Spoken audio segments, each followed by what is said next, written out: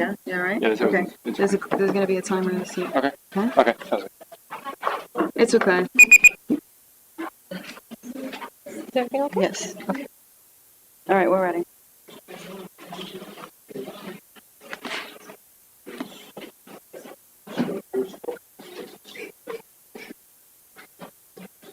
soon as I get that signal a second time. All right, I'm just going to start. Hi, everybody. I am Philip Napoli. I'm the Dean of the School of Humanities and Social Sciences. Welcome to the evening session of HSS Expo, which runs the 27th and the 28th of April.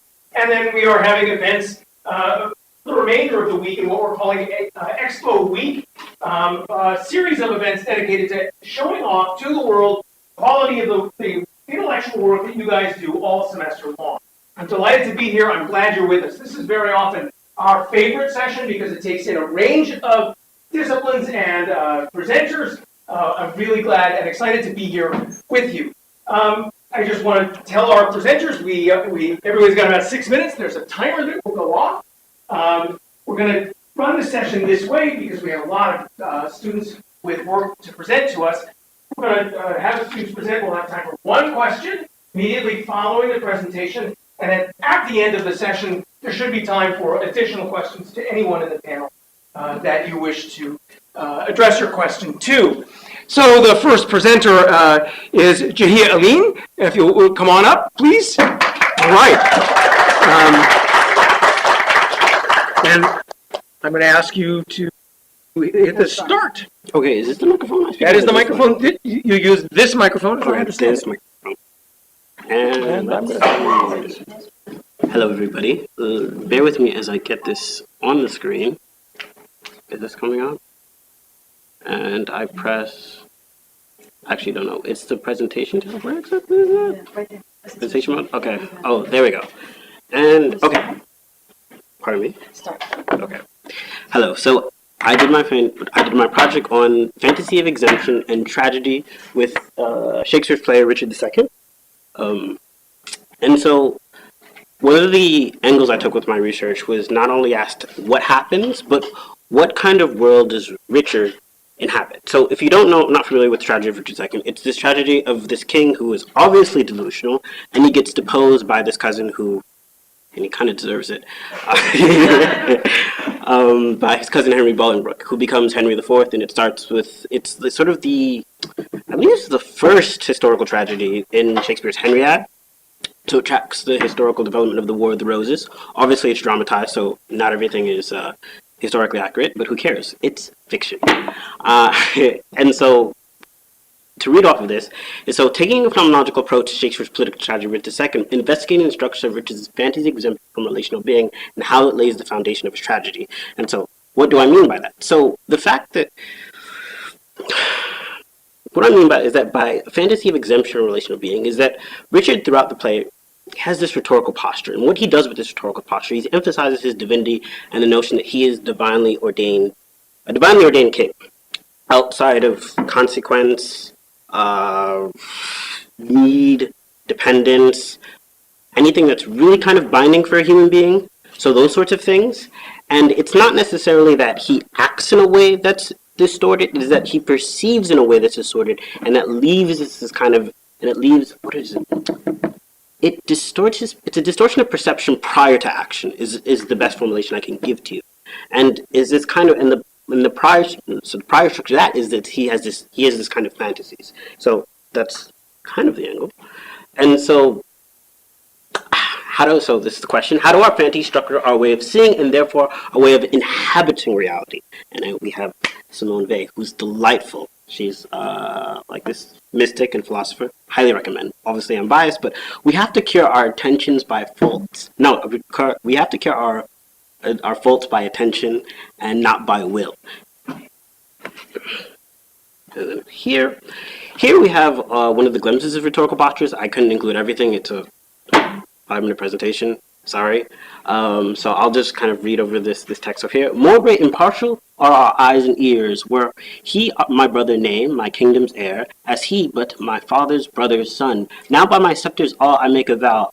Such neighbor nearness to our sacred blood should nothing privilege him nor partialize the instuming firmness of my upright soul. Here we have tiny glimpse, because there's so much of that. And so one of the things that in this paper or in this topic is what I'm particularly concerned is which Richard's field of relevance. Now this goes back to his manner of attending, if you will. And so here you have this emphasis on his sacred blood, the unstooping firmness of his upright soul, and stooping, this participle word here, just really means the unbending and unyielding. So he doesn't really acknowledge. So by describing his soul in such a way, he doesn't really acknowledge that other people actually bind him. So the presence of others and the presence of that which that exists outside of himself doesn't register to him as something that is really. It really needs to constrain his actions in any kind of way. And then you have his scepter's awe, and he's making a vow, and all those sorts of things. But, and this is the thing. Okay, backtrack. Now that I'm thinking about it. Richard is obviously delusional. And it's apparent to us that he's delusional, but it isn't apparent to him. And the thing about it is that his world is internally coherent by his standards. His standards are just rather distorted. And so by phenomenology, and this is drawing on thinkers like Emmanuel Levinas and Simone Weil, who's kind of adjacent to that, it comes from the Greek word phenomenon, which means that which appears, and then ology is kind of the study of that. And so it's really it's the study of what appears as relevant and binding and meaningful and to him, and also what's in that rhetorical posture, but also what's structurally absent. What's structurally absent throughout his rhetorical posture is the fact is finitude. That until later on when the whole thing just crumbles down and he has this mental breakdown, which is really, really great to watch. So going on to the next slide. And I'm frustrated with this slide, not because there's anything wrong with it, is because I wasn't able to include the entirety of the speech, because it's great. For anyone who's really curious, it's in Act 3, Scene 2 of Richard II, and it's huge, and it's I wish I could include the whole thing. And see, I only have 30 seconds left. And so, cover your heads, mock not flesh and blood with solid reverence. Throw away respect, tradition, form, and ceremonious duty, for you have but mistook me all this while. I live with bread like you, feel want, taste, grief, need friends, subject thus, how can you say to me, I am a king? Here, you have this kind of collapse. Everything that you previously denied, flesh, blood, bread, want, grief, needing friends, subjected thus. Here he's not an impervious object of reverence outside the confines of relational being. He's now a human being who's been...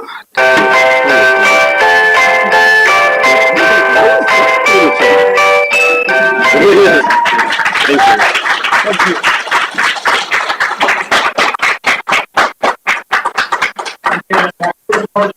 It's really hard to do, and I thank you for your effort there. The next presenter is Musa Sisi, a student of mine a couple of years ago. I'm glad to see you here. You'll just press this button. Okay.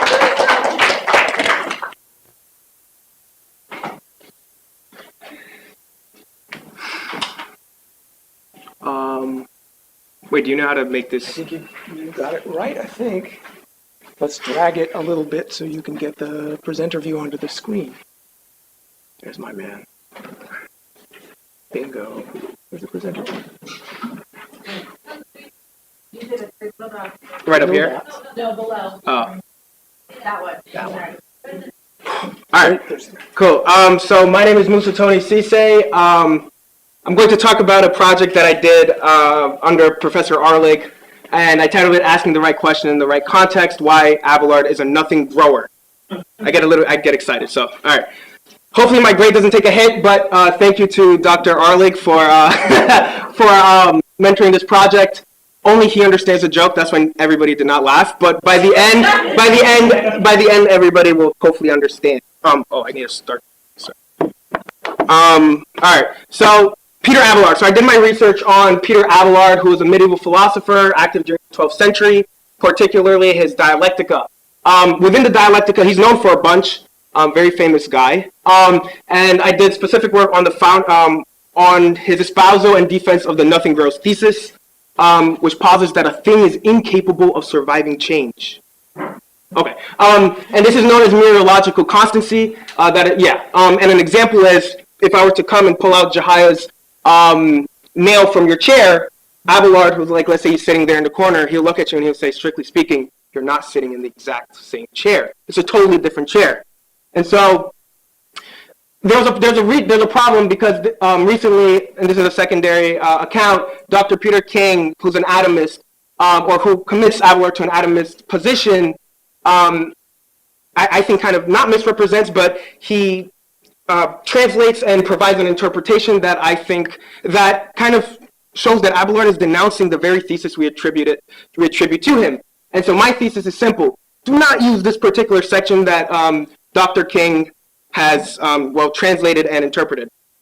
Okay, and again, I don't have time for this. That was going to be a joke. All right, so to understand nothing grows, we have to understand our common sense definition of change, which posits that effectively we see that if a subject increases if and only if the subject's quantity is greater in numerical value at, time 2 than it was at at T1. Hopefully everybody kind of understood that.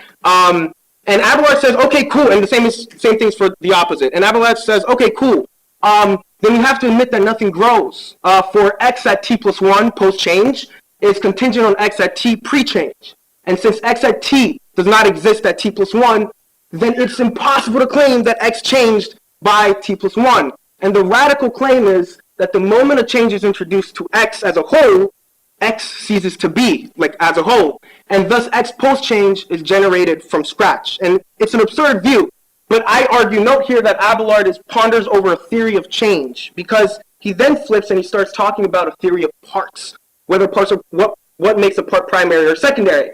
And there's two broad camps. We're going to forget the first one, but the second one is destructivism. And he introduces us to, their thesis, which they say, which is a part is principal if and only if, when removed, the part causes the whole to cease to exist.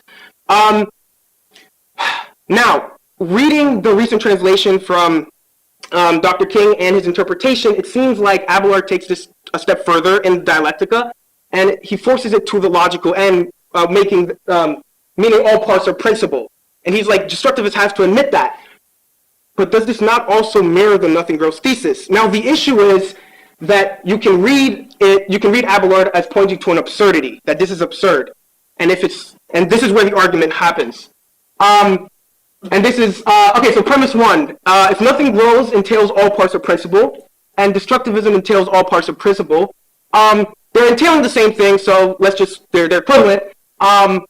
And it looks like Abelard is affirming the absurdity of destructivism, so then by equivalence, we should conclude that nothing grows is absurd, right? But that's a contradiction, right? Or he simply changes his mind, and he doesn't loop the reader in. I have two counters. First, false equivalence. That's just the easiest one, right? Premise 3, falsely, I don't think they're equivalent. Nothing grows is a question to a theory of change, or an answer to a theory of change. Destructivism is an answer to a theory of parts. These are two different things. I'm not going to get into it, but I think it's a false equivalence. This is the false assumption. This is technically true mathematically, but whatever. And now the second counter, which is a counterfactual. I'm like, okay, even if this is true, or even if the equivalence is true, I'm going to grant that. And I'm going to say, let's just call them both K. Let's just use a placeholder. And so the second counter is effectively that, the original argument, Abelard is not a nothing grower, simply it's circular. It's based on circular reasoning. And it goes like this. And we can start with premise 3. Since they're both equivalent, let's just denote them as being K. If K entails all parts are principal, and K entails all parts are principal, and Abelard affirms that K is absurd, then Abelard affirms that K is absurd. And this is the circularity of it, right? Because the conclusion is assumed in premise 4. For example, the Bible says God exists, therefore God exists, right? But what precedes the Bible? Well, you have to have some sort of argument for God existing, right? So you're assuming it in the premise. In conclusion, do not, I argue in a much longer paper, do not use this particular section in the dialectica to motivate pro-Abelard, nothing grower arguments, because those who do conflate two different answers brought forth by asking two very different questions, and thus bring each answer out of its respective context. Ultimately, if the author has not if the author has not explained the connections, are we justified in hallucinating them? Are we justified in making them up? Do we end up supporting and understanding the author, or do we get caught in our own headspace? I definitely did when I was reading Abelard. I mean, he's a hard read. And more specifically, should the parts of Abelard's Dialectica be read as a, and this is a joke, should the parts of Abelard's Dialectica be read as a whole, or simply as individual parts? And so I leave you with this. I've shown my hand, but I'm still not committed, so I still have no definite answer. Thanks.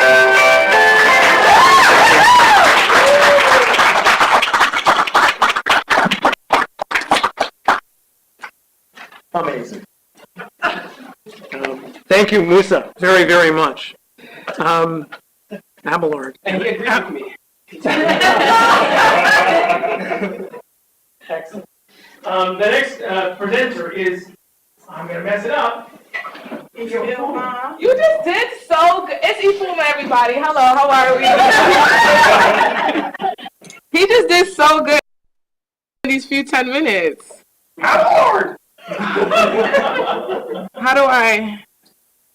Oh, sorry, I don't want to open nobody's tabs. Aren't they at the bottom? At the bottom? I thought so. Oh, there we go. Yeah. 3 dots. No. The 3 dots. Present. And then just the start button. Okay. Okay.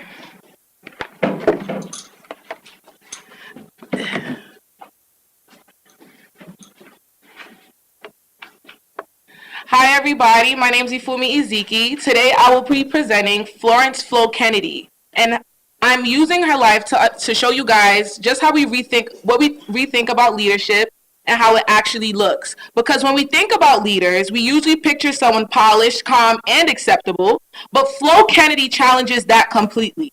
She shows us that leadership can be loud, it can be disruptive, and as well, it can be comfortable.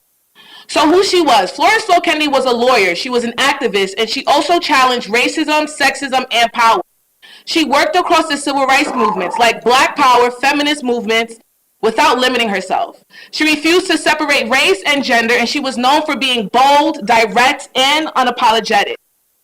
In her earlier life, Florence Flo Kennedy was born in 1916, raised during the Jim Crow era.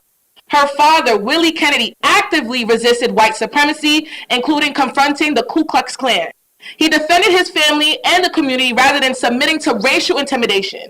She witnessed the realities of racial violence through her father's funeral home, seeing victims of racist brutality made injustice personal and immediate, not abstract. Her upbringing rejected respectability as protection. She learned early that politeness did not prevent violence, which shaped her later confrontational leadership style. Florence Flo Kennedy attended Columbia University for both undergraduate and law school.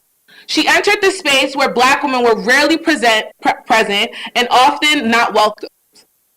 She was initially denied admission to Columbia Law School, and Kennedy challenged the decision and threatened legal action, forcing the institution to admit her and confront its discriminatory practices. She faced isolation and hostility within the institution, and one of the only Black women, she experienced discrimination from both peers and faculty, reinforcing her understanding that institutions were not neutral. She became one of the first Black women to graduate from Columbia University. Flo Kennedy used her legal practices to defend Black activists targeted by the state. She directly challenged employment discrimination through courts. In her cases like the Coca-Cola, she argued that women were being treated unfairly and excluded from higher paying jobs. So she pretty much exposed how the gender discrimination operated economically. And she also challenged the media and culture exclusion as legal and political issues. Her legal work consistently connected multiple systems of oppression. Rather than treating race and gender and class separately, Kennedy approached cases in a way that showed how these systems overlapped and reinforced each other. Her legal work consistently connected multiple systems of oppression, and rather than treating race, gender, and class separately, Kennedy approached these cases in a way that showed how these systems overlap and reinforce each other. I thought that was my time. Flo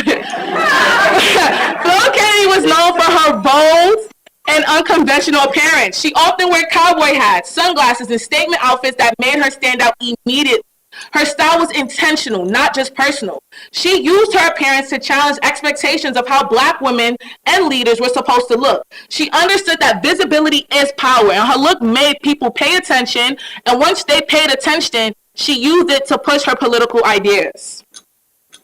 Flo Kennedy's leadership style was intentionally confrontational and disruptive. She used humor, media, and spectacles as political strategy.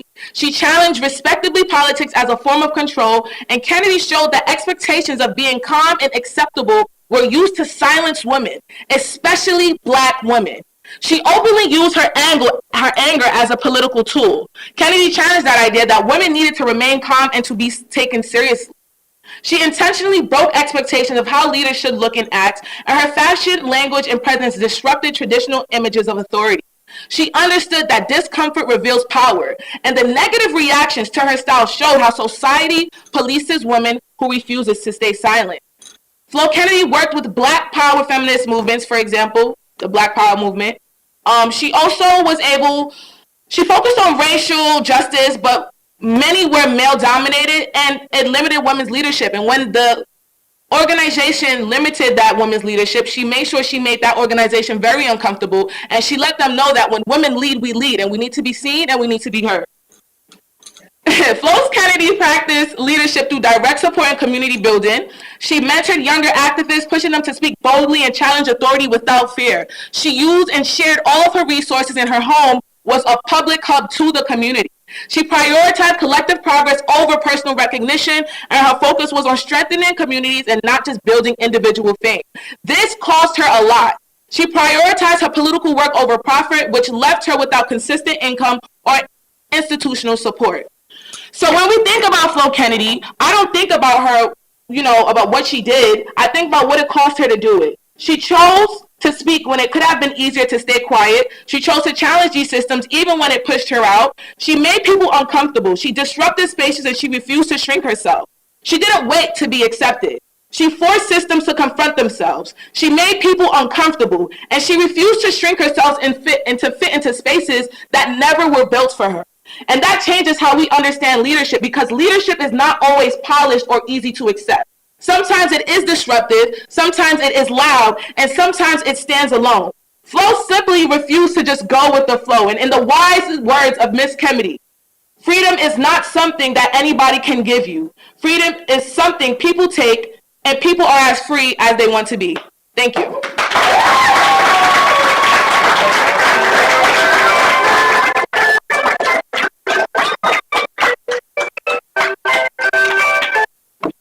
Well done. Thank you very, very much. Is James' slides all set up? Okay. You want to come on, James?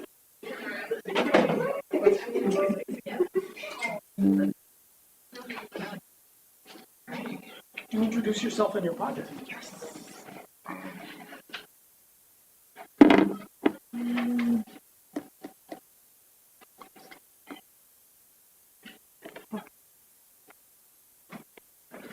Should be okay.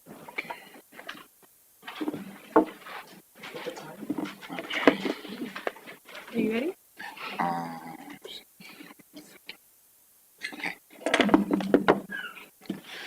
Hello, everyone. My name is Jaden Jimfy. I am a political science major here at Brooklyn College. My topic is about CUNY affordability and the crisis that it has been for college students. I labeled my title "Restoring the Mission and Navigating the CUNY Affordability Crisis." Go to the next slide. The keyboard is below you, I think. There you go. I think you should be able to. There you go. I think that'll do it. Awesome. So yes, so starting with the origins, CUNY was established first in 1847 under the Free Academy, and it was originally tuition free. And in 1976, they made the shift towards charging of tuition, and this impacted the student workforce, because not student workforce, but students in their college journey, because and now that you have to pay tuition, that adds on to other expenses such as like housing or just regular life expenses. All of those are factors that impact your academic journey. So the crisis beyond tuition, which is the hidden costs, mandatory fees, and NYC living, declining city and state funding, bureaucratic gatekeeping of resources. Those are all ways that significantly impair our right to education. Education is a right, not a privilege, and unfortunately, especially within the last 50 years, we've shifted more towards education being a commodity. And the reality is financial stress hinders graduation. That's why you see such an increase in dropouts or people who just financially can't finish. So I got perspectives from the front lines. I interviewed two of my peers and one of my professors. So we're just going to watch a video from them.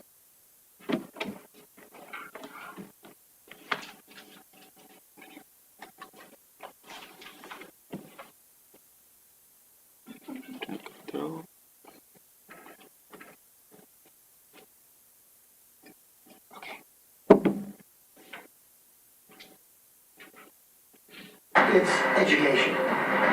For profit. What are the costs? I really am at a dead end, and the student loans are going to keep mounting and mounting and mounting. The dangers of the fast foodization of higher education itself. What would your recommendations be for how CUNY can improve not only the application system, but then once you get to the college, how they can better assist students financially? Okay, so for me, the grad center, they were a lot more responsive and they responded a lot quicker to my application for the BA program for my actual major than Brooklyn College did. Yeah, a lot of people, I'm not gonna name anyone in particular, but a lot of people that I know, they're unsure if they can continue their degrees beyond the undergrad because of the cost.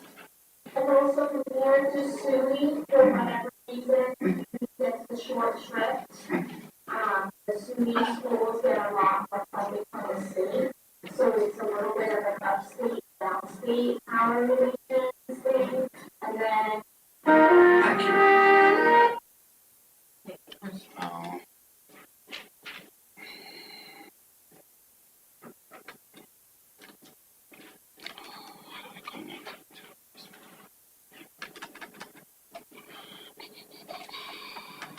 How do I go next? I think it's on the bottom, hopefully. Gosh. I wondered if it's all the way to the right. Yeah, and then how do I can't go next. Oh my god. No, that's me. Higher. Oh, all the way at the top. You had it? Oh my god. First tab. That's me. No. Then the second. Are you trying to get back to your slide? Yes. God. Oh. That's good. Oh. Is that how you slideshow? It's okay. It's okay. So just move forward. So a policy of choice.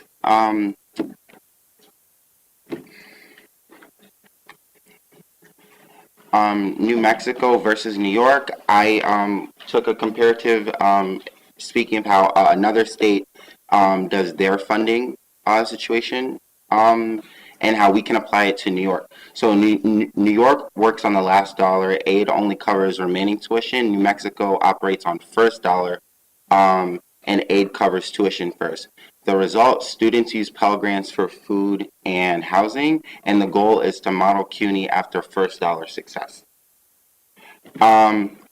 Unfortunately, the dark path, education as a privilege, rising costs risk pricing out the next generation of New Yorkers and New York leaders.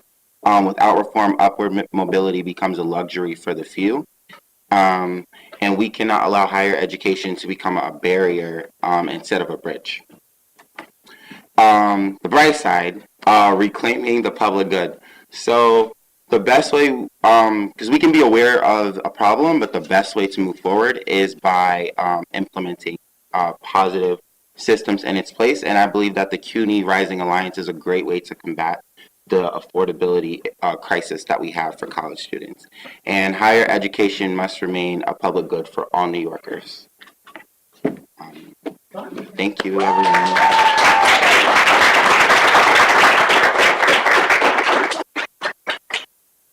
Thank you very much.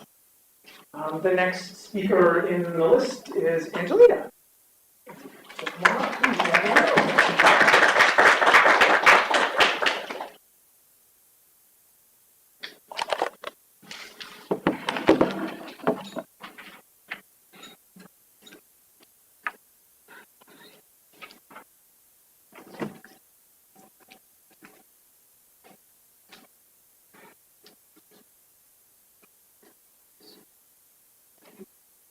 Present. The lower three dots, and the upper right, but the lower, there you go. Or this Down, one? that one. Okay. All right. All right. All right. All right, so my name is Angelina Lambros, and I am a double major in history and art, and this was my senior honors thesis and independent research that I worked on in the fall with Professor Bridget O'Keefe. And I focused on the Soviet collapse, specifically looking at the August 1991 coup and how it was affected by the changes in the state-society relationships during the 1980s. So here's a picture which we will discuss later on in the presentation, of course, but it's just a prelude to what's going to be taking place, the August 1991 coup and how people responded to it and basically took it down. So why did the Soviet Union collapse? There's a lot of answers that people often present, like they criticize the economy, or they talk about the arms race, or they present Gorbachev's political mistakes. But my argument was that people had stopped believing the state had the right to command them. And at first that sounds kind of like one of the earlier answers, but it actually isn't, because it connects back to the August 1991 coup, and we will talk about that later on. So before the 1980s, we had Brezhnev, who was in power, and it was sort of what people remember as the nostalgic era. Today they look back at it because it was there was a lot of stability when it came to jobs, and there was a lot of programs and accessibility, education, housing, consumer goods. So it was kind of like a predictable time, and people knew what to expect. And people believed in socialism, but at the same time, sort of the very foundations of the system were about communist ideology, and that sort of became about performance, like parades and meetings and slogans. But genuine belief in the ideology didn't matter as much anymore as it did in the past, so it kind of became performative in a sense.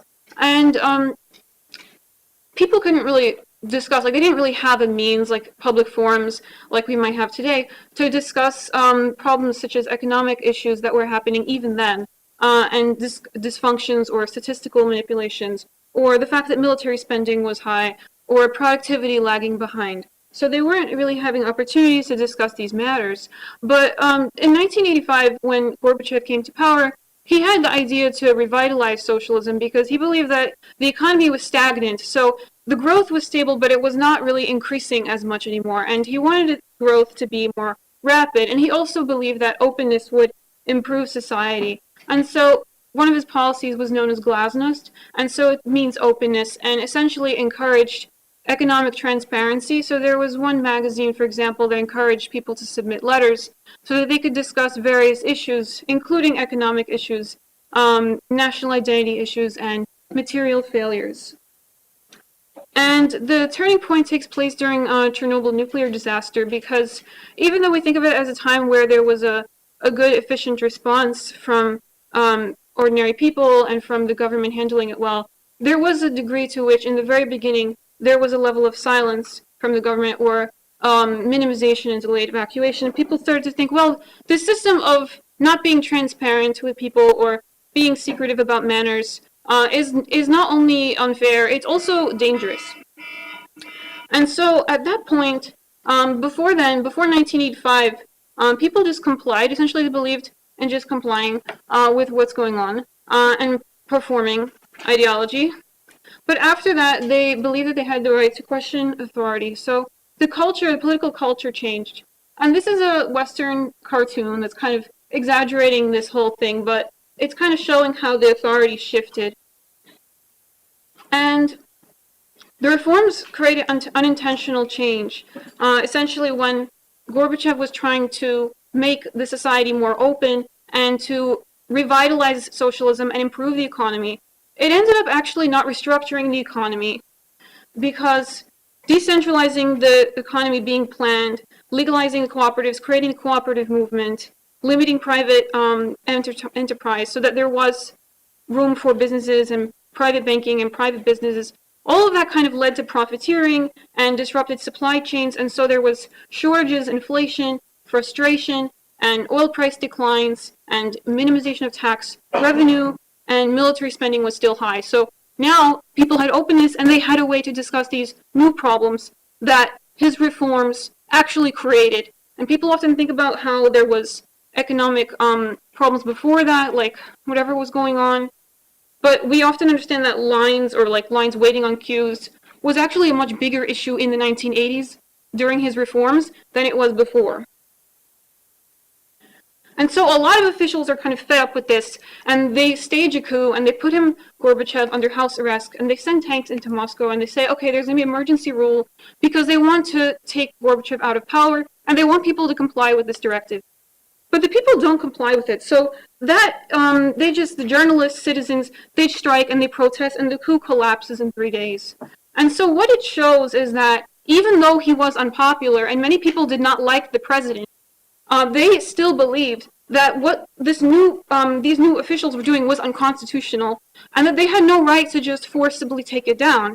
And so they believed that with this new idea in mind, that they were not going to be apathetic anymore and just go with the flow and accept what was happening. And that culmination of not supporting the president, not supporting the party officials, led to the collapse of a superpower. And it makes us think about how we might react in our own time.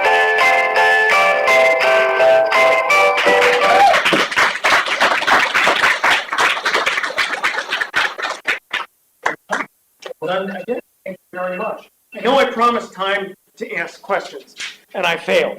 Right? So I'm not as good as Gaston at being an MC. But there will be plenty of time for conversation after. The next speaker, because I handed Jen my list, is Kathleen. From Political Science.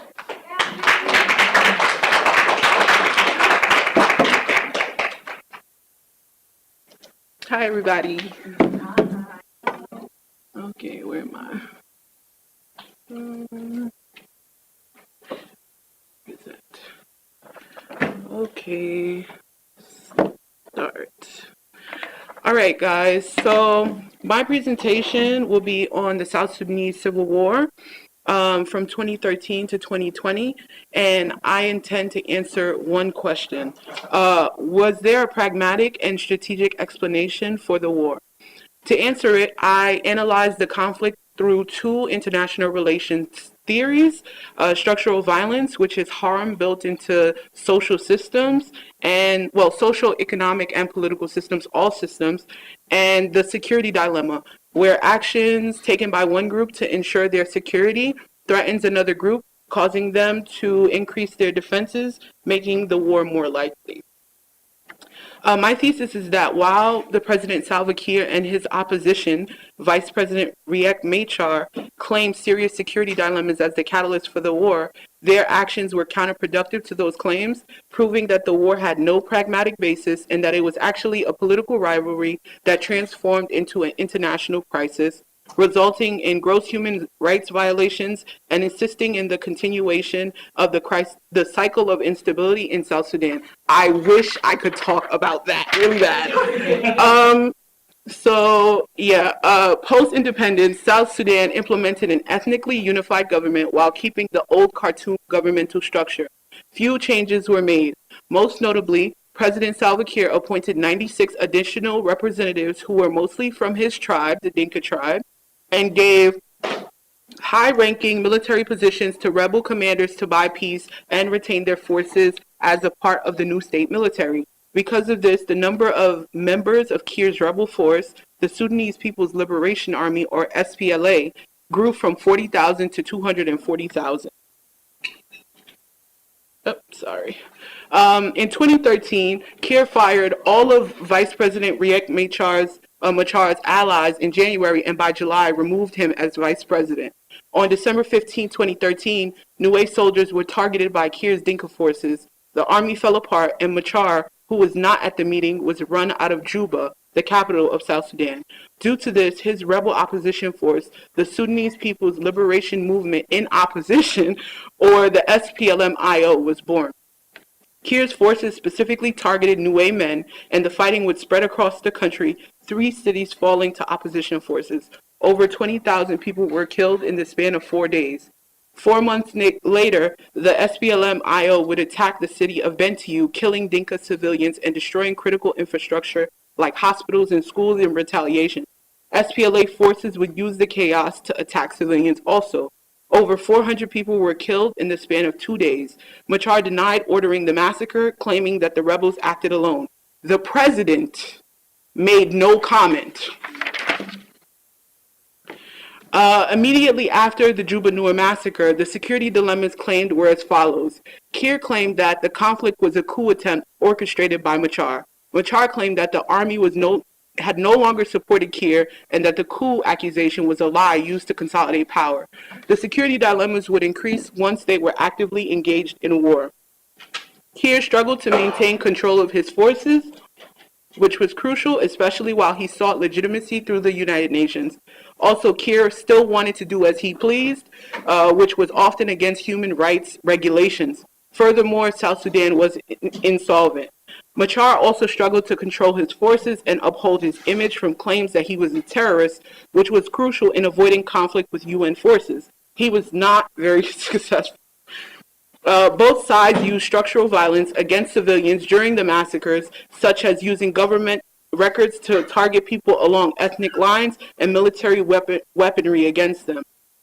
The cause of endless conflict in Sudan would shift from an external struggle with the Khartoum for political and social equality to an internal ethnic rivalry. Over the course of the Civil War, 400,000 people were killed, 4 million were displaced, and 8.3 million needed aid. Violence only made the security dilemmas they faced worse. Ethnic violence only sowed more division, making the unification of rebel forces into one army impossible even now. Kiir's forces would kill UN personnel, making peacekeeping impossible, which thwarted his dream of any real legitimacy internationally.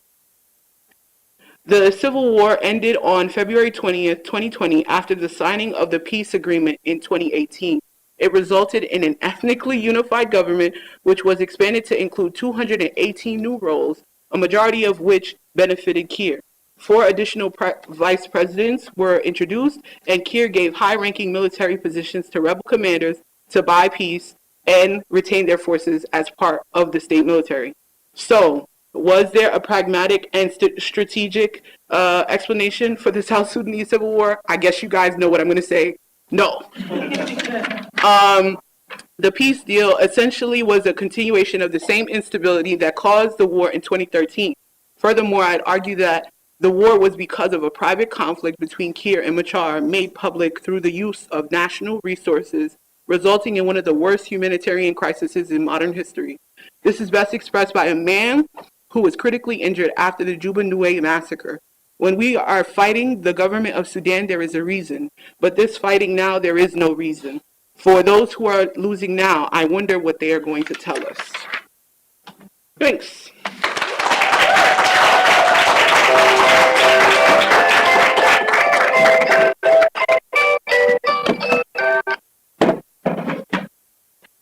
Once again, very well done. Thank you very much, Kathy. The next presenter is Ajada Sims. Welcome, Ajada.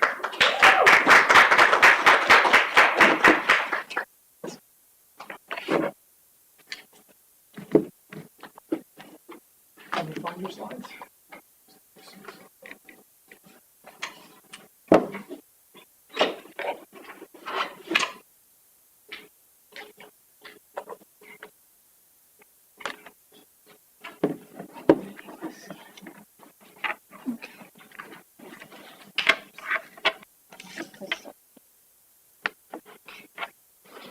Good evening, everybody. So my presentation is multifaceted. I say that because I will try my very best to explain it, and you'll see the dilemma coming up. But to start, it is on the intersections of identity, community building, and political movement in the narratives of African migrants. It says West African, and we'll also talk about that later. So first, I feel like it's necessary for me to establish some things, not to dwell on them too much, but really to draw your attention to memory. As Hallbox offers, right, in the conversation of collective memory, it is a current of continuous thought whose continuity is not at all artificial, for it retains from the past what still lives or is capable of living in the consciousness of the group keeping the memory alive. And memory, in my argument and in my repositioning of the transitory nature of identity building and reformation in migratory experiences, centers upon memory. Not merely one's own memory, but also a collective memory. And so that also comes into a reconceptualization of the difference between space and place, where space is organically constituted befitting the notions of its theoretical closure. And not only that, but space can be coterminous with place or a concomitant. And because of the transnational nature of migration altogether, the spaces that people inhabit and also create that surround political ideas and values can also transcend borders. So, in the journey, especially and most particularly for the African migrant, there is a lot of contentions and things also to consider. First, with history and understanding of oneself, how they are seen or perceived, and also how they are reassessing themselves. And so my major question is in the context of contemporary African migration. How does a sense of belonging, identity, and participation in community invoke memory and ultimately construct autonomous political space? And that is a subjectivity in which politics are understood. And here we have the problem. So this is my theoretical basis. Don't worry, it looks very intimidating. It's intimidating to me too. But I will try and break it down as much as possible. Again, we center upon memory. So I want you to keep in mind the way that it also tallies, firstly, with an agency and memory as it was in the origin political space, which is the state, origin state that you're coming from. And then also in the way that it gets negotiated both in community building projects, in a community politic, and within one's identity and their sense of belonging and their own justice and values, which are already refracted within the process. My point is that narrative conveys the performance of an agency within the framework of the individual, translating memory and centering their perspective. So on space, when I say autonomous political space, it needs some clarification. And even more than this, but when I say autonomous, I'm speaking from the framework of not being immediately beholden to the political norms and conventions of a particular state. Because, again, we're also seeing this from the transitory nature of the journey.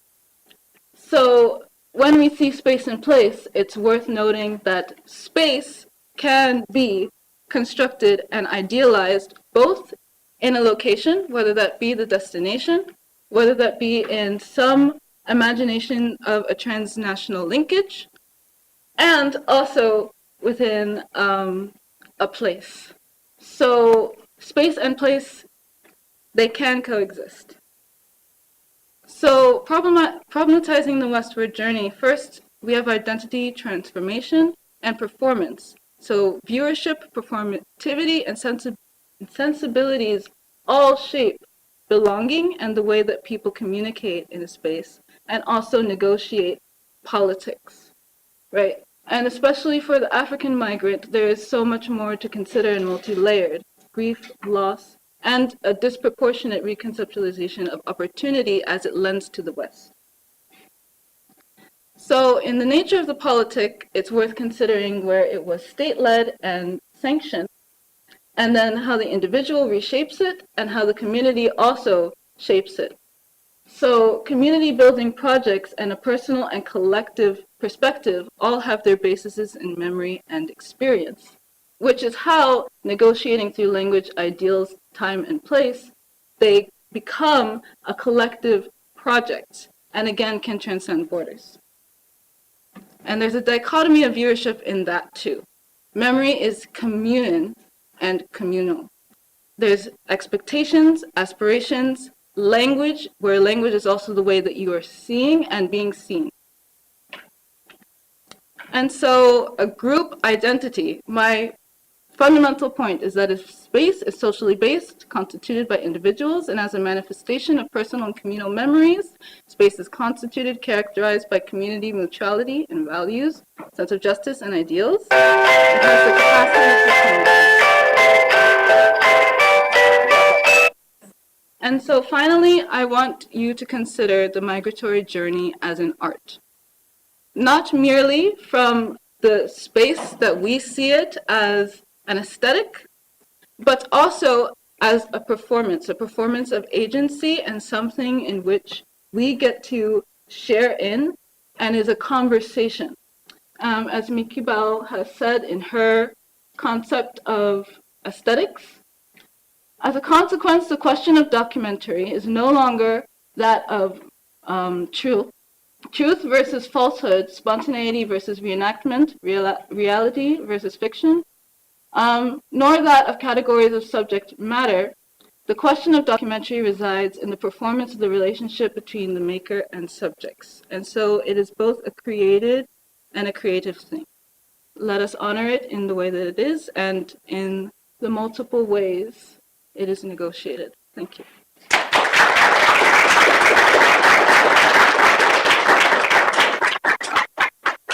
So much for critical exploration of the problem of memory in space. The next presenter is Dan.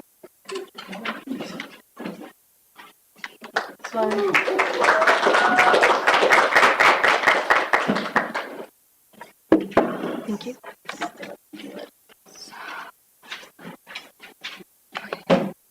So death is the only thing that is guaranteed to us in this world. Yet so many people feel such strong negative feelings about it and try to avoid it. It seems undesirable or evil and brings about many unpleasant feelings, as I said. But it doesn't have to be this way. Let's start with Socrates. Socrates was put on trial for corrupting the youth and not believing in the gods. His punishment was death by hemlock. Plato, a student of his, attended the trial, roughly transcribed it, published it, and called it the Apology of Socrates. At the end of the trial, Socrates declared that he would rather die than stop teaching philosophy, which understandably puzzled the judges, or jurors, rather. His answer was that it's better to choose something that is unknown than it is to choose something that is a known evil, and ceasing his teaching was, to Socrates, a known evil. The idea that since he doesn't know anything about death, that since he doesn't know anything about death, it's equally likely to be good or bad. And this is known as the argument from uncertainty. According to Socrates, two things could happen after death. Option one is a state of nothingness and utter unconsciousness. And this is, quote, an unspeakable gain, in his opinion. If death is like a sleep uninterrupted by dreams, during which you aren't even conscious, then eternity will feel like just one night. Rather than being a form of torture, like being conscious in utter nothingness, it would feel like falling asleep at the beginning of a very long car ride. It won't feel like anything. Waking up at your destination. Great. Okay, option 2. When you die, your soul is transported to another realm, where it would reside among all those who died before you. To Socrates, this is also an unspeakable gain, as this would allow him to not only continue his studies, but to refine them in the company of all the great minds who died before him. While both of these options are just Socrates' best guess, he is certain of the fact that as long as you act virtuously, death can only be a good thing. He says, "Wherefore, O judges, be of good cheer about death, and know of certainty that no evil can happen to a good man, either in life or after death." Phaedo, the second work we will examine, took place after the trial. Here, Socrates is talking to a few of his friends in his prison cell. It ends with the death of Socrates. In this dialogue, it becomes apparent that Socrates believes that when he dies, his soul will go to the other realm and spend eternity questioning and debating those who died before him. This brings us to what I would like to call the flesh prison argument. Here, Socrates states that the true philosopher will be happy when faced with death, as it gives them exactly what they long for: freedom from the body and all of its distractions. War, hunger, lust, money, disease, these are some, but not all, of the distractions that come from the body and interfere with the soul getting what it truly wants, and that is the acquirement of true knowledge. Socrates says that if we cannot obtain true knowledge while in the body, then we must obtain it after death, which proves that the soul is immortal and lives on somewhere after death. And since it's almost impossible to talk about death without talking about suicide, I think it would only be fair to offer Socrates' stance on it. Sebes, a member of Socrates' inner circle and one of the men who questions him throughout the dialogue, asks him why suicide is held to be unlawful if death is so great. To which Socrates responds, "Man is a prisoner who has no right to open the door and run away." He likens this to being an ox or a donkey that belongs to a farmer. He says, "We are the property of the gods in the same way that livestock is the property of the farmer, and we would be doing God a disservice if we were to just kill ourselves, the same way that the farmer would not be okay with his ox or ass." He says ass in it, but I'm going to try and keep it more professional. But somebody's livestock, we would be upset about that. So he argues that according to him, we're property of the gods. Great. Okay, finally, Socrates speaks of the death of others. He argues that when people die, the thing that made them who they are, their soul or essence, would be gone, and that all would be left is their body, the empty husk that their soul once occupied.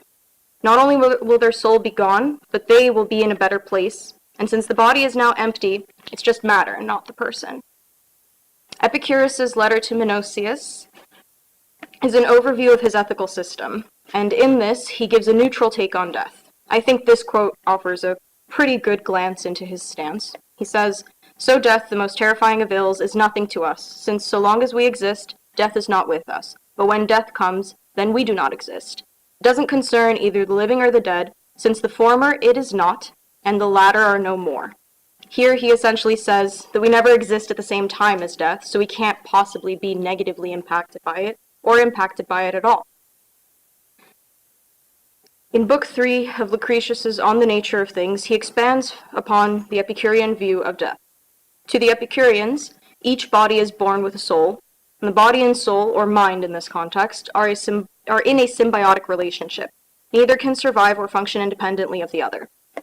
Because of this interdependence, it is thought that when one dies, the other dies with it. Unlike Socrates and Plato, Lucretius and Epicurus believed that the soul would cease to exist upon death rather than continuing to exist in another realm. And it is precisely because the mind is mortal that death is nothing to us. It is because we cease to exist and cease to perceive things that we are not affected by death. Like Epictetus, whose works were unfortunately not explored here at length, it was... Oh my god. Like Epictetus, whose work... Okay, great. Lucretius and Epicurus suggest that death only feels bad because of our own expectations and opinions. It was Epictetus' handbook. I just have 2 sentences left. It was in Epictetus' handbook, the Enchiridion, in which he claimed that desire brings misfortune and disappointment, since we can't control everything. Lucretius employed a similar line of thinking, in his book, people become so overtaken by their fear or dread of death that they forget that their fear is the source of their sorrows, not death itself.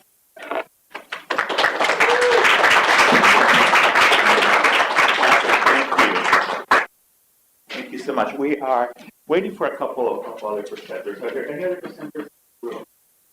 Oh, there's a couple more. Okay, fantastic.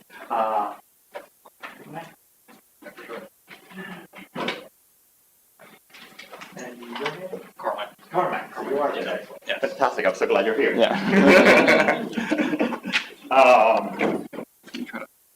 So while Carmine sets up and I put my glasses on, this is Carmine Capito from Philosophy, Cruel Optimism, Wishful Thinking, and the Ethics of Patriotic Precision Oncology. Thank you. I'm yours. Okay. Thank you. Okay. So hi everyone, my name is Carmine Tipadino. I am a philosophy major and my main interests are in bioethics and medical ethics. So I've been working on this project with Professor Vitrano, and it's a continuation of the work that I did at an internship last summer at a cancer hospital in Boston. But I'll just kind of get right into it. I'm going to present you guys with a situation and like a scenario, and I'm going to test your intuitions, see what you guys think, and then before presenting my own views, then we'll get into it. So let's say that your 8-year-old daughter, Sally here, is admitted to the hospital because she's acting a lot slower than usual and she's not acting like herself. The doctors do some blood work and they tell you that unfortunately Sally's leukemia that she had when she was younger has relapsed. They say that this means that the disease has already resisted prior treatment. The chances of long-term cure are lower than they were the first time, and most importantly, pursuing treatment this time is going to be a lot more intense, and there's going to be a lot more risk and uncertainty. So the doctors are talking about next steps, and they bring up the fact that there are these new trials that have been implemented widely throughout America called genomic trials. And genomic trials basically sequence a patient's tumor or cancer and attempt to have a targeted treatment towards these tumors. Though this seems promising, there are a lot of uncertain outcomes that might come from it. And as a parent, you have to ask yourself what you want to do for your child. Obviously, my intuition would be to do whatever is best for my child and pursue whatever option is available. But I'm going to be talking about whether or not this actually is the best thing to do for your child in this situation. So I'm going to start off talking about what we actually know.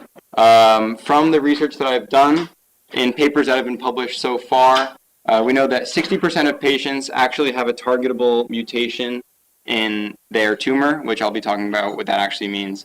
20% actually have a mutation that's actionable, and 35% of patients would actually respond to treatment if they receive that treatment. So when a doctor says that a cancer is targetable, what that actually means is that when they analyze the tumor's DNA, they find a specific mutation that a drug can go after. So we see that 60% of patients have this, so that's pretty promising.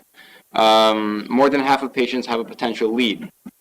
But a finding is only actionable if there's actually something that you can do about that mutation, even if you have a therapy to match with it. And even then, only about 20% of patients actually receive that therapy.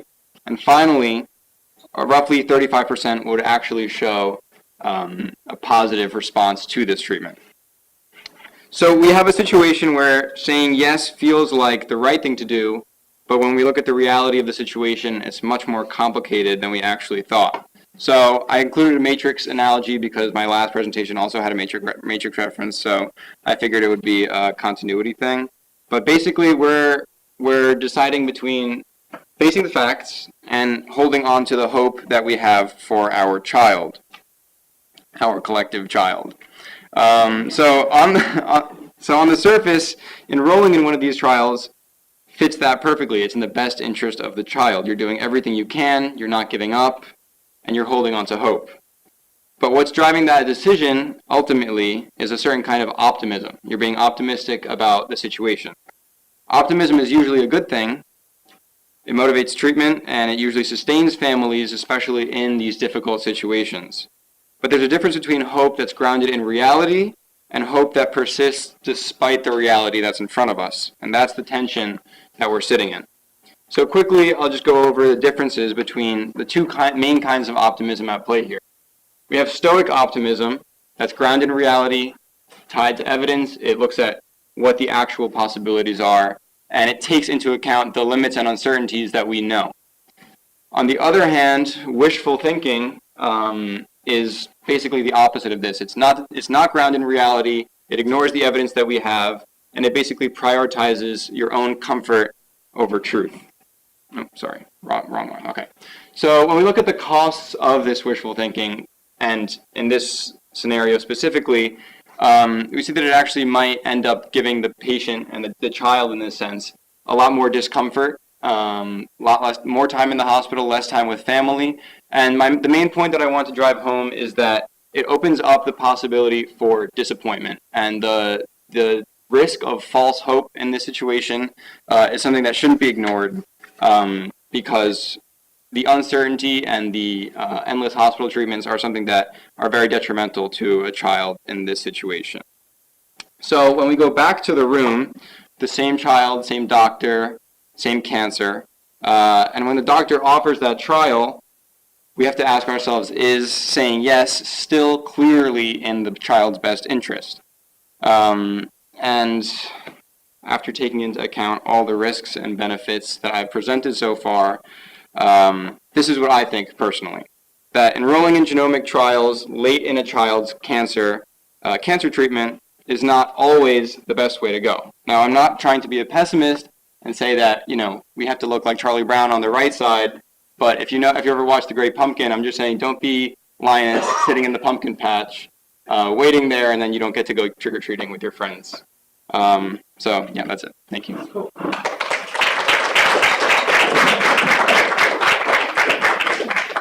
That's it. Thank you. And thank you to all of the presenters. I have just been moved by both the quality of your work, but also the confidence of your voices. It's just wonderful to see students move into researchers, objects into subjects, coming into your own voice as scholars. So that's just very moving, powerful. So I wanted to thank you for that.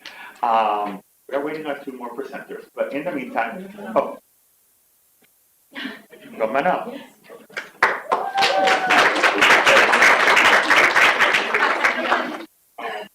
Coup collapse. The president gave no commitment. Comment. Government record target. Cartoon political.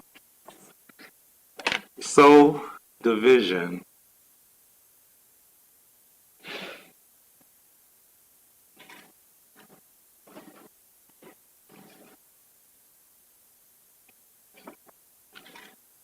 Oh.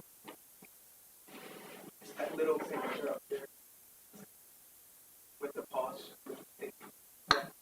So division, peacekeeping, flow, no, made public, memory refracted, not only that, transnational, agency performed, communion, migrating as art, as performance, ceasing teaching, uninterrupted dreams, flesh prism, true knowledge, so death, mind mortal, implemented America, 62, drug, go after, face facts, our collective child, hope holding, hope grounding, hope persisting, stoic.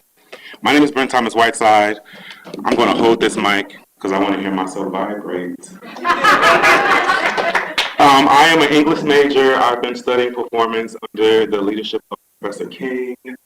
This work comes out of research that we developed in conversation with Toni Morrison's work in the articulations on memory, rememory, drawing influence on the sonic practices of Fred Moulton, Douglas Kearney. This work treats memory as an object, something to carry, something to perform, shift, and sound out, because sometimes you have to sound out what you think you remember, a living tableau. Rather than explain it, we're already in it. So what I'm going to do is share 2 pieces with you, and this first piece is titled Ghost Gestures after Gabrielle Civil. Good ghosts gesture like this. They scale the walls up in my mind like this. Good ghosts don't talk, but they wail in shapes like this. Popping up in old photographs, wallpaper, dishes, and lace stretched across my mama's kitchen table like this. My familiar ghosts, a former self now lingering in the air, mixing with natural scent and all the salt you won't say. These good ghosts are my people, and other folk who don't belong to me, no kin to me. A good ghost got a hold, steering me towards what I don't remember, a memory that ain't even mine. Something inherited, something made up, something that licks and reminds me of what the old house smelled like on Sunday morning. Early, but too late to make Sunday school.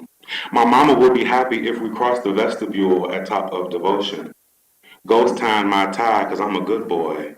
Your little deacon, Jean, Phyllis, Sister Shirley, and all them singing off unison, licking prayers and sticking them behind my ears.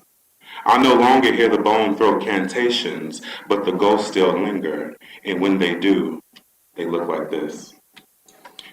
Thank you.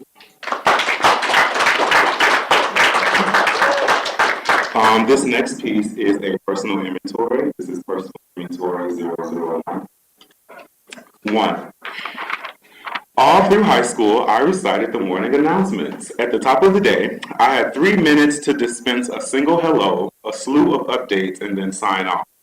There was even a mailbox with my name on it among the teachers. I am good morning. 2.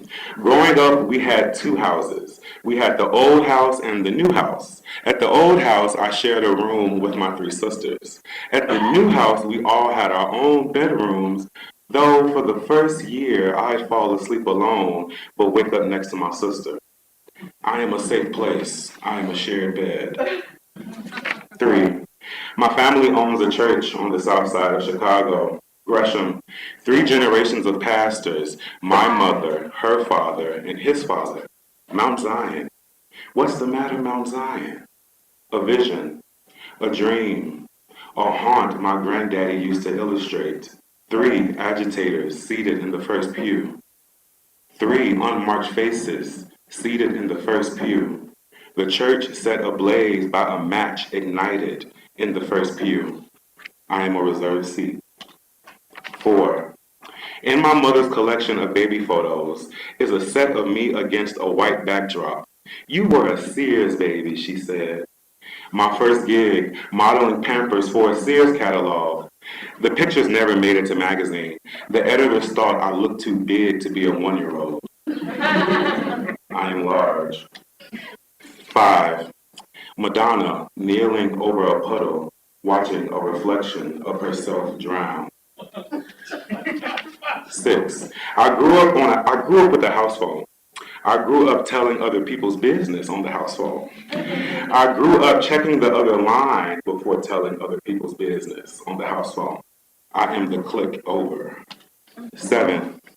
There was always one relative at every family function with a camera tied around his neck.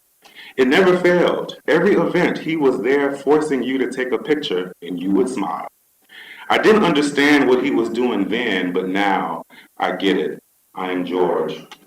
8. Moving forward, I'm refusing the sexual history and nurse intake assessment. I'm tired of disclosing. My doctor knows what's good. I am the caffeine that chases my doxycycline. 9. I dropped out of school at 19 and moved to New York City. My first job was an unpaid internship at the Dramatists Guild of America. With no office experience, I convinced them to hire me. I was fired before the end of that internship, but I never told my parents. Instead, I got a job at Panera Bread, and then I worked at H&M, and then I bartended, and then I make it work. 10. My father owned a black BMW. Once, after a fight, I keyed his car. I don't remember the fight. For months, he grilled me, my mama, and my sisters. He knew it was one of us, for I did it while the car was still parked in the garage. To this day, he doesn't know it was me. I am a straight face and a good lie. 11. My mother kept a dream journal and would often tell her dreams to anyone who would listen. Maybe as a way to remember, maybe as a way to share the burden, for hearing a dream from her was never delightful. They were always ominous, awful, and surreal. Most of the time, you rather not hear them, but you listened. I am a dream inherited. Thank you.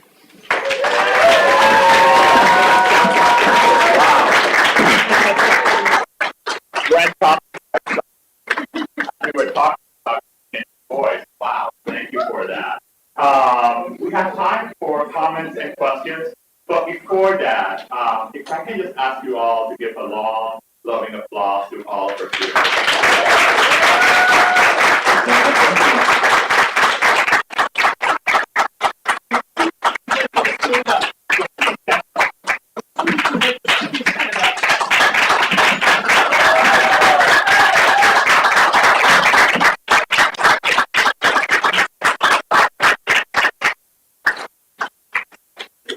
So, Jared, thank you. We do have time for comments and questions, so if anyone has any comments, questions, words of encouragement, Professor takes first. Yes, and not all of the presentations were great, but we only have one. So the question that comes to mind first is for the student who presented about Russia. I'm curious, number one, as to why you think that the dominant narrative is so different from what your opinion is about what Plaza and Soviet Union, and also if you see any messages for this country. Yes, absolutely. I think that the reason why I think that a lot of popular history has, like, in the past, has tried to sort of frame the collapse as inevitable, and has also tried to focus specifically on the actions of political leaders. And I think that a lot of times when it comes to, like, revisionist historians, we're trying to focus on what actions the political leaders did do that led to the collapse, specifically like Gorbachev reforms, like how did they lead to the collapse? But also, when did it become inevitable was literally 1991. Like, it was not inevitable beforehand. It was not doomed. It was not a system that was doomed simply because it was socialist or whatnot. But I think that we also have some lessons to think about in terms of, like, the way ordinary people reacted to what was going on. We have to think about how we react when, let's just say, openness happens, when the government decides to tell us what is going on, what our leaders have been doing in history or in the present, like what they were doing that was corrupt, that we didn't know about, that wasn't being told to us before. How do we react to that, right? Do we react in a way that's apathetic? Do we just not care? Because that tells them that we don't care what they do, and then they can just keep doing it. And it also, how we react when the government acts unconstitutionally. How we react when those in power simply do things. Do we just act like it's not happening? You know, we need to be able to stand up to that. You know? Thank you. Other comments, questions? Encouragement, sure. I have questions for everybody, but I'm drawn to the medieval projects necessarily. My field as well. The Abelard stuff is fantastic. It's so much fun. Have you looked into resurrection theology? I haven't. Do you know? It's like here's what's at stake. In mainstream medieval Christianity, at least in the Latin West, when you resurrect, you get your body. So body and soul. Yeah. So the problem is, how does digestion fit into that? Because eat, of course, your life, of course, your body seems to transform. What part of your body comes back? Sandwiches, eat those. Where's the continuity of self in this? This becomes Harley going to walk you through some of this. But it's a huge issue in the generation after theology, high scholastic theology, and I think you can start digging into this, your mind is so much fun. In medieval philosophy, of course, that we took, if you remember as well, we talked about resurrection a bit, but it was from Al-Ghazali, who questioned, well, what happens if a soul, like when a soul's is coming back, and our parts have been kind of scattered across the earth, and you eat something that has somebody else in it, are two souls going to one body? That's absurd, right? So, yeah, I'm sure there's super close things, but thank you. No, that's great. That's such a good tidbit. Thank you. Thank you. Thank you. Others? So wait, are we pro eating people? Or like, just to be clear. The client handles that question. Want to get our record.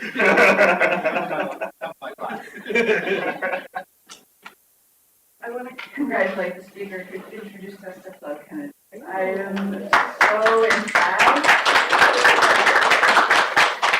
And what I'm curious about is, obviously, she is known, she has a powerful legacy, but she is not the first name off at least my tongue.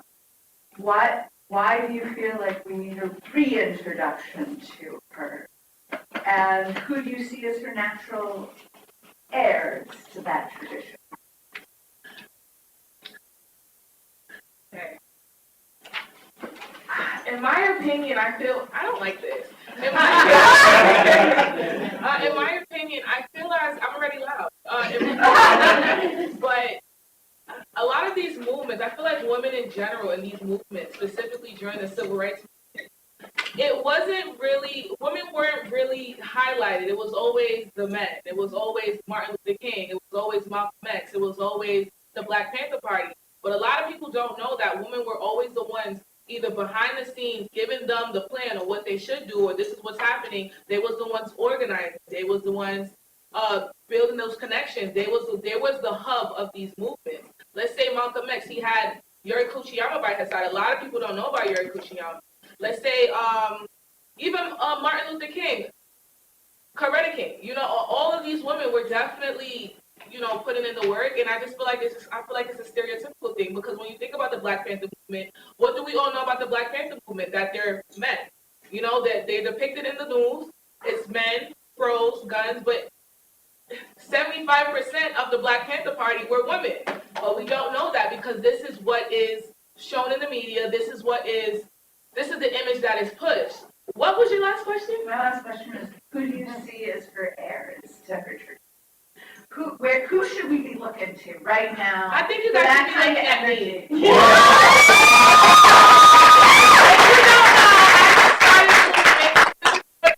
Because we just got the word that we will not be crossing for graduation. We won't be walking. So I created a movement called Let Us Walk, and it's been going crazy.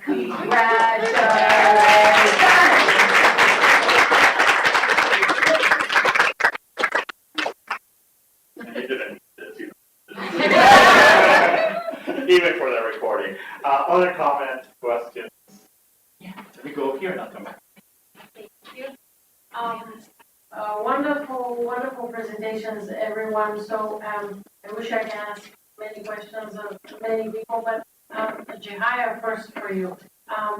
Can you tell us, you know how sometimes we say the crazy people are able to speak the truth? So you were saying that obviously Richard is delusional. Can you talk about kind of like what might be truthful in the delusion? Yes. I think it's a delightful question. I think that I don't know if there's truth in the delusions, but there's a consistency in them. So one of the things that I was highlighting when I'm working with Professor Steele is that there's certain things that, like I said, saturate this field of thought. So there's certain things popping up that paint a consistent picture of what is included, what is excluded within this delusion. So I don't know if there's a truth for there are delusions, but there is an internal consistency prior to just saying Richard crazy. Like, yeah, but it makes sense to him. And also one of the things that he often does is surround support collateral. So he maintains that through this kind of social reinforcement. So I don't know if that answers your question. Yeah, thank you. Or That's good, thank you.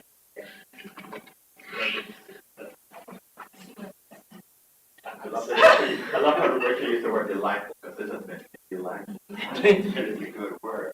Yeah, no, that's, yeah. How you doing? This ain't really a question, it's more of a comment for Brent. I was like, when he was walking down, I was like, what is he saying? She's like, everything he hears, he just memorizes and takes in the words. I'm like, wait, hold on, I gotta start recording this. And you just remind me, I don't know if you know Lester Myers. You know who that is? You just search him up. He went to my high school, but he's older than me. But he's a great poet, and he just reminded me of, and I was just like, come on. Just like brought me back, and I used to do poetry slams too as well. And I was like, hold on, brother is speaking, and he got my full attention. So I just appreciate you bringing me back to memory lane as well. Where can we find you? This is sure. I just see you have a show coming up. Oh, I do.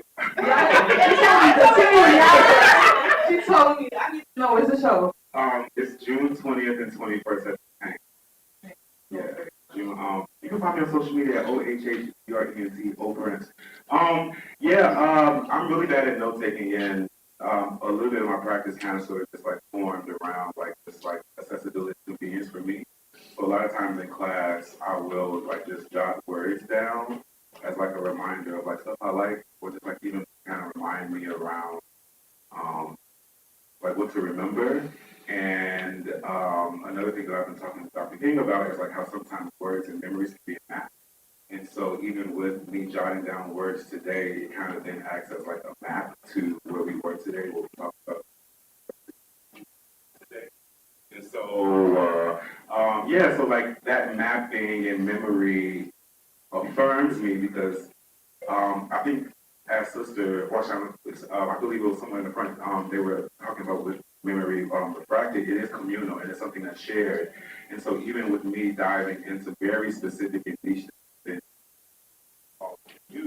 it brings you back to Lester or brings you back to X, Y, and Z. And so and I think that's really integral to poetry, to memory, to memoir. And so just with this research that I've been doing, I've just kind of sort of have been diving and delving more into the things that just like ring true to me, but then also listening, which I think is also important.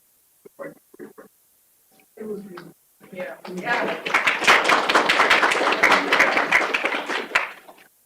Other comments, questions? My question was for Gabby. With your perspective, or the perspective you covered after Socrates' trial, where you have two options in death, where it's either you go to a state like heaven, or it is this eternal sleep. Do you, one, think it's relevant in current society to believe in this, and do you agree? Well, I personally would probably go with the first option, that it's just a state of happiness. I do think it's important, and Socrates does actually say that he would prefer that it's not the first option, because then there would be no punishment for the wicked and no reward for the good.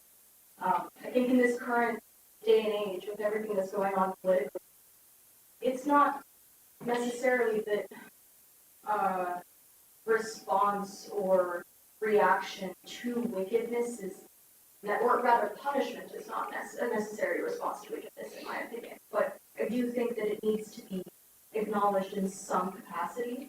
So giving people an out like that, while it is the more appealing perspective to me, I don't think is entirely fair to people who suffered at the hands of wicked. Is that the question? Thank you. Others? Getting my exercise.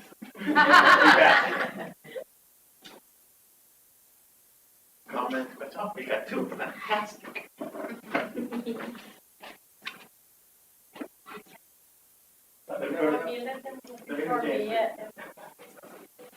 So I think this is just more of a comment, because I've been saying this for several days now. I've been saying that this is my favorite part of the HSS Expo every year, is this evening hodgepodge episode, because it gives us this like breadth of what the humanities and social sciences are and can be, and it's just, this is exciting.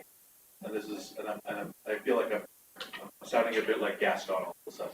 I'm channeling you, but so I have no question other than you guys did amazing. So thank you. And the social sciences at Brooklyn College.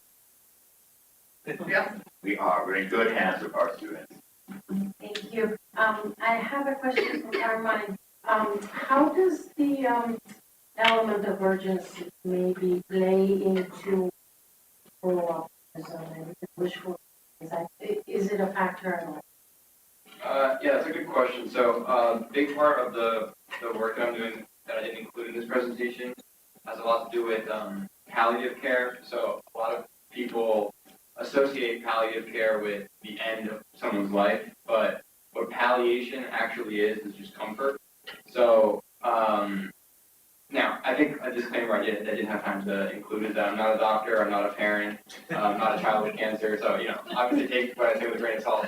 But I think that what you're saying, including these conversations early on in people's lives and treatments, is extremely important, and that, you know, you don't have to make all these decisions at the end of treatment, and that, you know, has a lot of potential benefits. So, yeah, I think it's a very good point.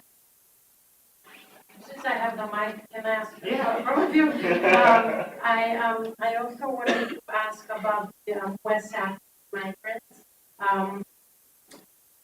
Are you focusing on a specific group of West African immigrants, or you're talking about them as a whole? And I wonder if you have noticed differences among the different communities.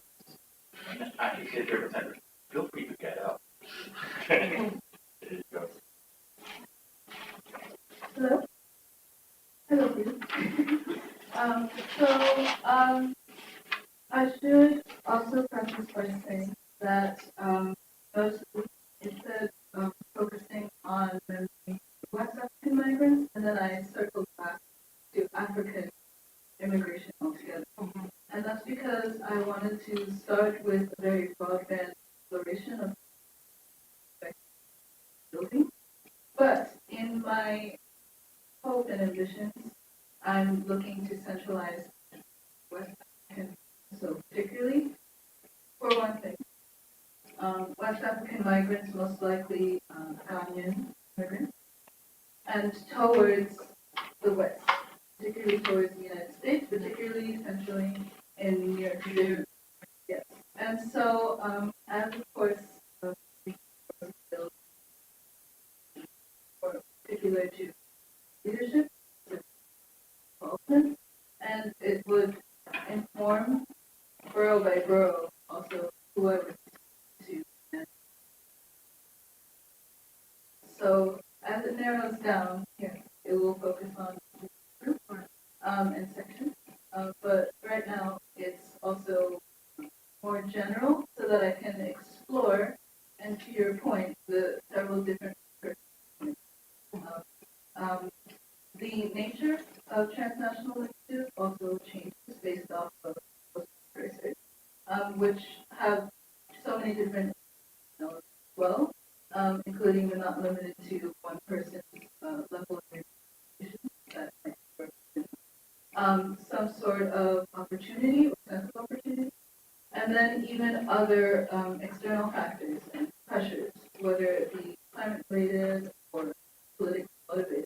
All of those also create the sense of justice. The memories that you have, the memories you share, and also where they get negotiated. All right. And also, you were saying in terms of Africans, right? That I guess also tracing that. Yes, definitely. That's also a very broad term, but it's trying to dissect the ways that the African continent has been reviewed in discourse. I didn't really get to expand upon migratory aesthetics and also auto theory, the ways that the African migrant also has to contend with globalized narratives of the region. So So not just the fact of how or why they might be migrating, there's been presumed and assumed and been prejudice in places that you might go, but also just what it means to migrate altogether for myself is a conversation another person is having, whether it be in academic setting or even among my peers in different conversations. So all of those different intersections, how and why and what it means, significance to be migrating is part of that conversation and adds to their even cognizance of what even is African. That's why it's so important. I also have a question for you. You talked a lot about, and I'm familiar with the African philosopher, John. Did he have any influence on this research? So, no. But one of my major gripes with myself is because I'm also looking at this from a lot of Western traditions too. Obviously, I hope to pivot more direct. Definitely also the conversation of Pan-Africanism, and then also a lot of transnational literature. So I hope to counter that. But my research ambitions actually started in conversations I had with my mom and her journey and the way that she both had to reconcile with her own aspirations and the way that they also intersected with life aspirations altogether. And something that she had said that has stuck with me is I am myself wherever I go, and I carry a part of who I am. My heritage is my country, and so I'm an ambassador as much as I'm. And exploring the dimensions of that, and also the way that it has to contend with other people in expressing an idea of who you are, and that is really where it's You should really, he has a great boy. It's not coming to mind right now, but it's like perfect one-to-one. Professor King.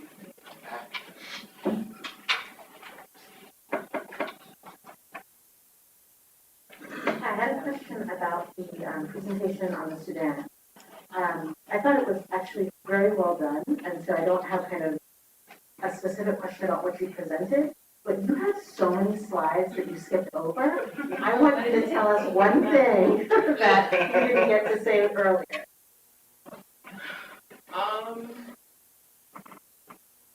Okay. So I'll tell you about like the corruption. So one of the biggest questions that I had from the start was if outside of the two security dilemmas that I mentioned, how are they sustaining themselves for 7 years to fight a war while also at the same time saying we're broke, there is no money? And one of the slides basically outlined like how the economy is set up in South Sudan, which is that 90%, well, all of the oil that comes out of South Sudan is so they import 100% of refined oil. All of the oil is imported. And so this creates a distinction where all of this money is coming from the sale of crude oil. So if something happens to the pipeline, whatever else, they're finished. So Kier relied on that a lot. Like he would say, oh, well, we don't have any money. We start selling oil that hadn't been extracted yet. And to funnel the war. And then when that wasn't enough to sustain the war, he would direct money directly from the oil personal account to fund the war. Like, and that kind of goes into their relationship, why the vice president and the president are fighting. Like, I wish I could tell you, like, to the extent of, like my mind was blown, like,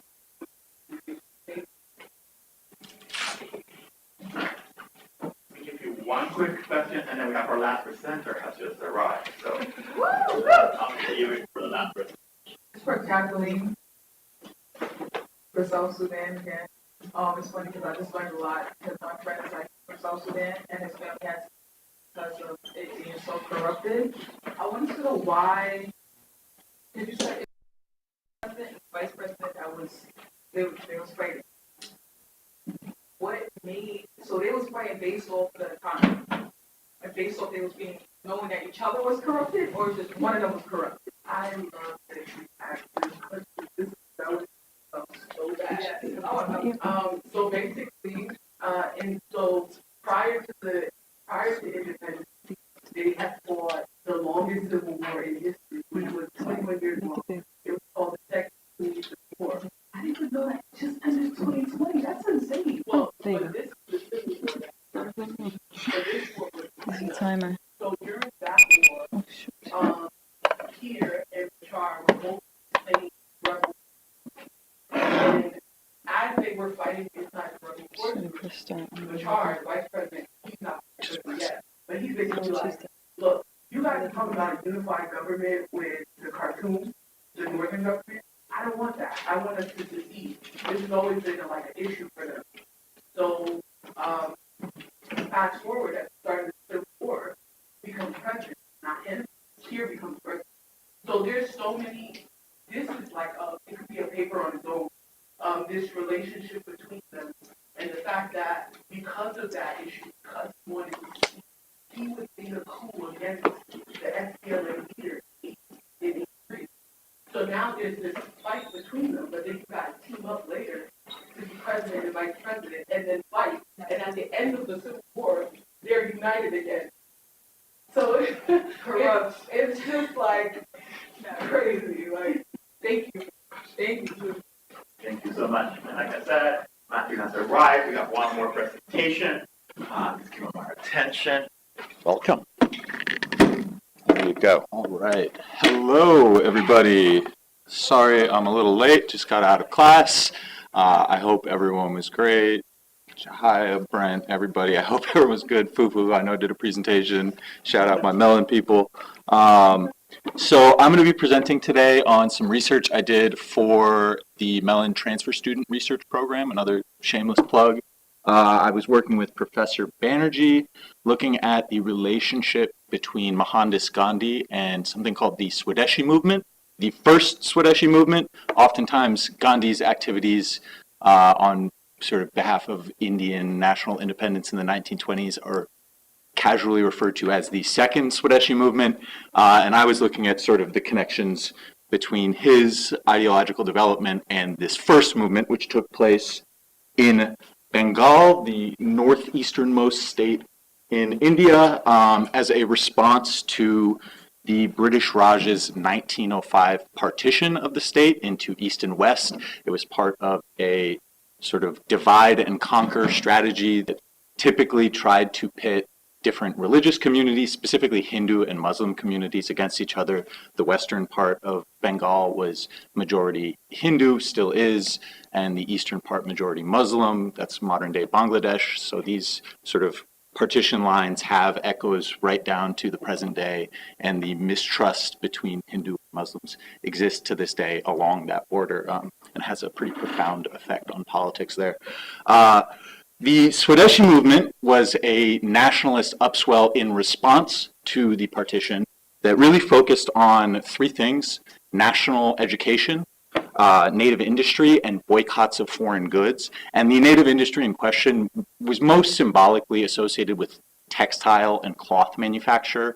The spinning of kind of homegrown cloth was both sort of an economic protest, but really more, the economic impacts couldn't be that large. It was a symbol of sort of rejection of European imports and a sort of self-sufficiency movement. Swadeshi translates roughly to "of one's country" in English. If you are speaking, say, Irish, it would translate to Sinn Féin.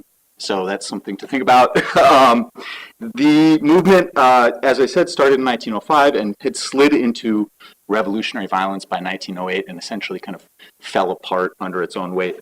And I was interested in it because historians of the Swadeshi movement, particularly Sumit Sarkar, who's probably the most eminent Bengali historian of his day, recognized in the sort of program of Swadeshi very clear and direct antecedent to Gandhi's mass movements of the 1920s. And what's important to recognize is that while, if you look at this picture, this is a charkha, a spinning wheel, that was a sort of symbolic way to participate in the 1920s Gandhian mass movements. This is usually how people think of the sort of symbolic link between Swadeshi and Gandhi.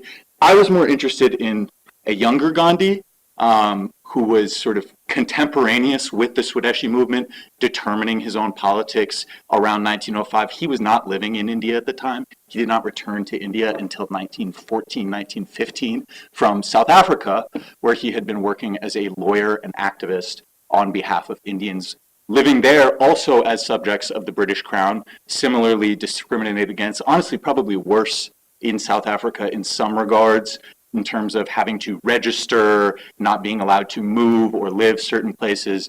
And Gandhi was developing his sort of political strategy and ideology in this environment. And the sort of point of my research was to investigate a connection that I think a lot of scholars of Gandhi have maybe taken for granted or sort of glided over, which is that not only did the Swadeshi movement have a profound sort of resonance with Gandhi's later activities in India, it really had a profound impact on his politics at that time and corresponded to a direct intensification of the South African Indian struggle.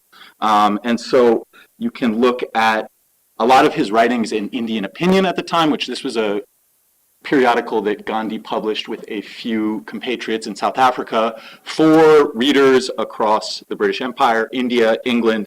And his writings in 1905 to 1909, during this period of the movement in Bengal, are really responsive to what was happening there. He says in an October 1905 article, just a few weeks after partition, Bengal seems to have truly woken up this time. And in 1909, his sort of founding political text, Hind Swaraj, which is really his only great political document that he wrote, it starts the third chapter begins with the partition of Bengal, and he describes it as the real awakening of Indian nationalism. In South African politics, you saw a sort of transition from a more kind of, you call it a mendicant or sort of petitioning type of political engagement with the British Empire to outright civil disobedience. At this time, there's a mass meeting in Johannesburg in September of 1906 that really initiates this shift, and it's the first time that Gandhi and other South Africans are calling for direct civil disobedience. And I would contend that this is sort of a direct response to what was happening in Bengal at the time. I won't take really any more time, but I think I'll end with just a very profound quote that Gandhi had to say. This is his definition of Swadeshi, and I'll just leave you with it. It's evocative. Swadeshi carries a great and profound meaning. It does not mean merely the use of what is produced in one's own country. That meaning is certainly there in Swadeshi, but there is another meaning implied in it, which is far greater and much more important. Swadeshi means reliance on our own strength. So I think that sort of captures what was happening, and I'll leave it there. Thank you.